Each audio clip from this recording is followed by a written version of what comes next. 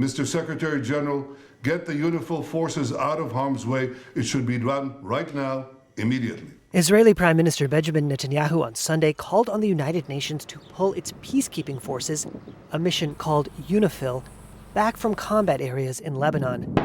The UN peacekeeping mission is facing new pressure as Israeli forces ramp up air and ground operations against Iranian-backed Hezbollah fighters who have fired rockets and artillery into northern Israel for more than a year. Israel has claimed Hezbollah fighters operate close to UNIFIL bases, using the peacekeeping force as human shields. Hezbollah has denied those accusations. The UN has accused Israel of harassing and threatening their forces in recent days. And on Sunday, the world body claimed Israeli tanks had burst through the gates of a UNIFIL base.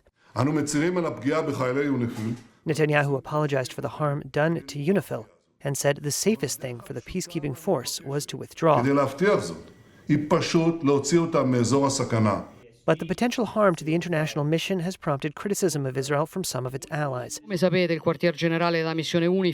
an EU summit last week, Italian Prime Minister Giorgia Meloni said 2 bases housing Italian soldiers serving with UNIFIL were hit by Israeli fire. Italy has more than 1,000 troops in the 10,000-strong UNIFIL force, making it one of the biggest contributors of personnel. Her government said Meloni spoke to Netanyahu on Sunday, denouncing what she called the, quote, unacceptable Israeli attacks. She was not the only one in Rome to speak up for UNIFIL. Pope Francis, in his Sunday address, asked that the peacekeeping force of the United Nations be respected.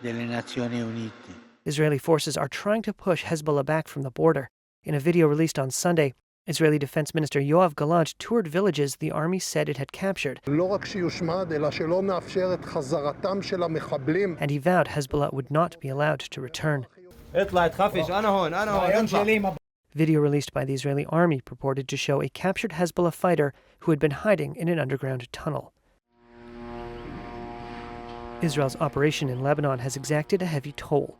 This was the scene of destruction in the southern Lebanese city of Nabatea, following an Israeli strike on Saturday.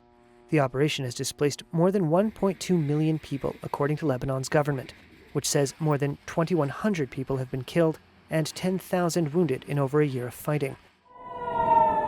Meanwhile, in Haifa, in northern Israel, air raid sirens early Sunday morning sent residents scurrying toward bomb shelters. Israel's rocket interception system left streaks across the night sky.